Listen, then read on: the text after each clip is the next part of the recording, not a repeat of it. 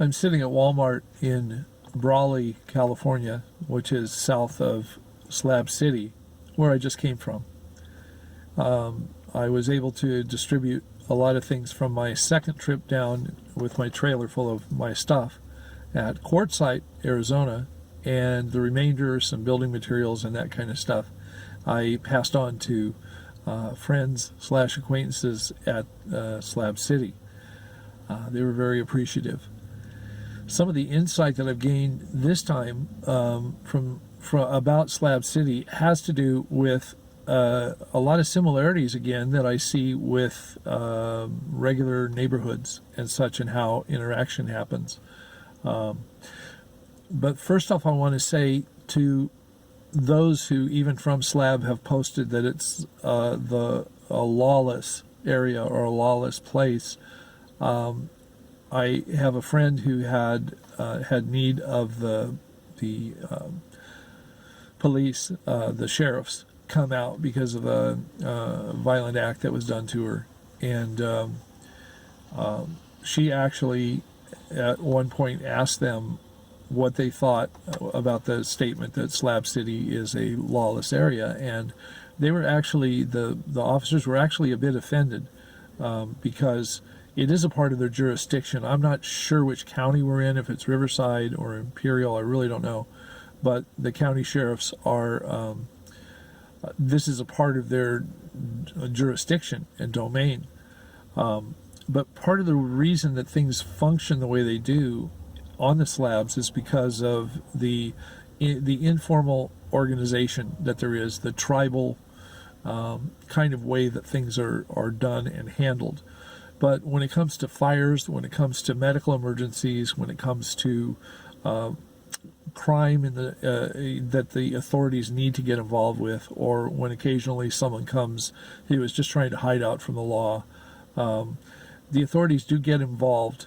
They don't patrol necessarily, unless I've never seen them patrol. I've seen them out there because of an incident, but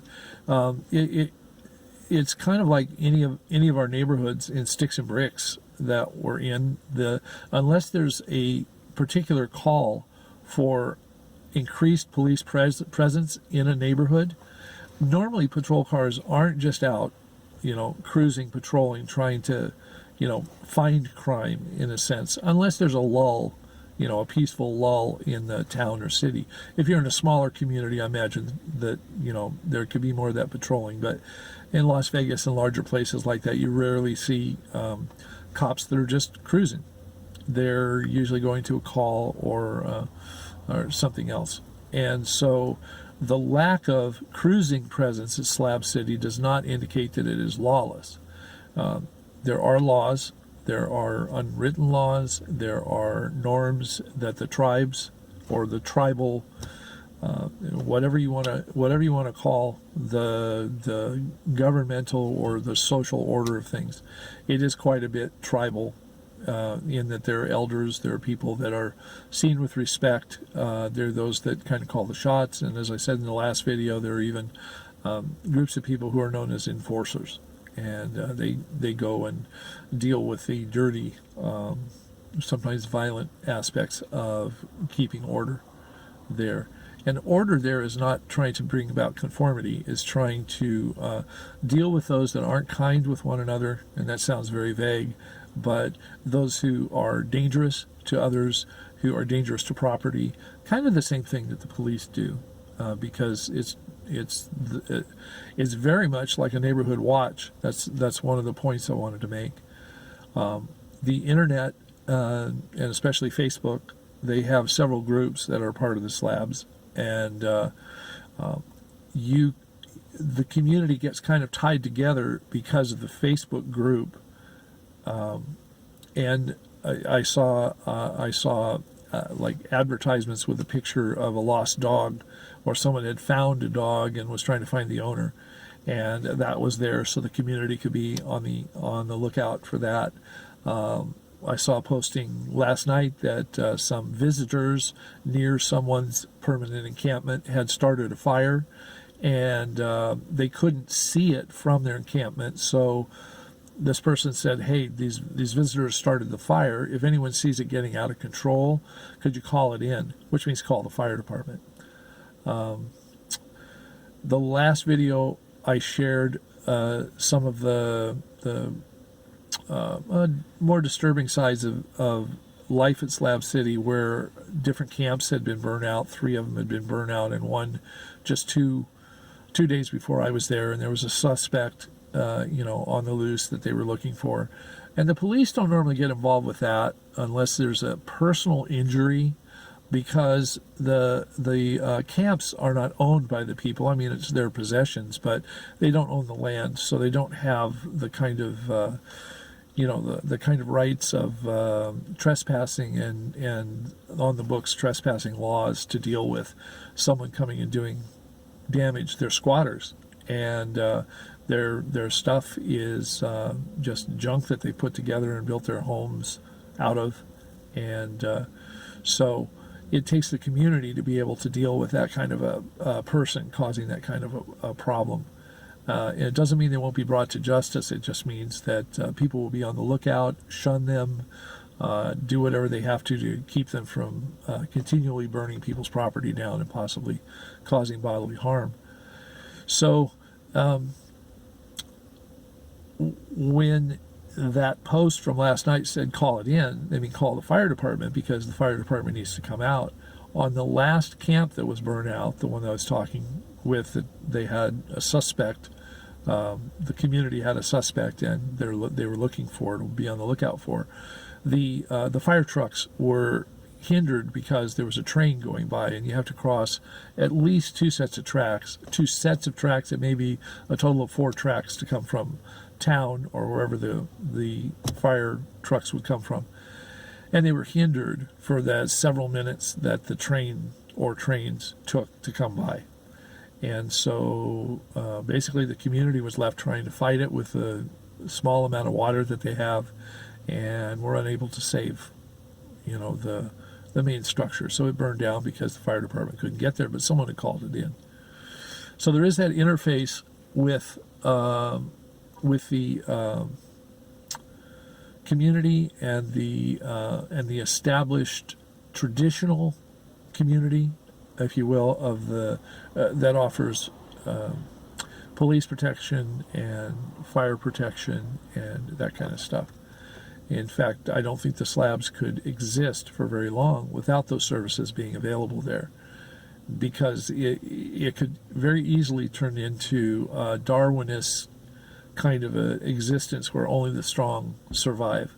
As it is now, many people who are not strong find it a free place to go to, because they can be who they are without the judgment of normal society judging them. Many people have voiced that they do feel free there, and they feel accepted there. I know there are people that are exploited there, but I haven't really run across them. But they're just able to be themselves, and for better or for worse, that's a society that a lot of people really want to live in. And so you conform to certain norms, but usually the norms are enforced by either a sense of respect or intimidation, or just common sense, or the majority of the community banding together and saying this behavior is not going to be tolerated, kind of a thing. Okay? So the next aspect about similarity between regular neighborhoods is that the friend that I was visiting yesterday was scheduled to go to someone else's camp for a potluck, and that other person happened to be one of the enforcers. So me as an outsider, I wasn't invited, and that's one of the things that I realize when I go to visit. I'm not trying to be invited to things. In fact, I would much rather act as Jesus talked about the story of when you go to a feast, don't go sit in the chief seats, don't go sit in the very best seats, because then the host may come to you and say, there's somebody who is, higher up than you, or or more important than you, you need to go sit down someplace else and while they take your place. You go to the cheap seats, you go to the lesser places, and then the host can find you, and if the host finds you and says, why are you sitting here, please come to the head because you're much more important. It's much better to be dragged from the low seats to the high seats. It's much better to be actually assuming that you're not invited to something at the Slabs, or really any place else, but particularly at the Slabs, that you're not invited until such time as you're not drugged, but drug there. They drag you there. It's so that's another thing about the attitude you should have if you're visiting people in the Slabs. I mean, as far as the communication, again, you've got the internet, you've got the Facebook groups, you have then what we normally have, like people talking over the back fence to each other. It's not that everybody has a fence, but everybody has an opinion. Everybody has heard something. Everybody believes something. Everybody has something to say. Everyone has seen something. And so there's a lot of information, a lot of misinformation, and there's certainly a lot of gossip that goes on too. That's one of the things. So that's very similar to just any other society, any other civilization, in, sticks and bricks or whatever. Far away from your troubles and worries, you long so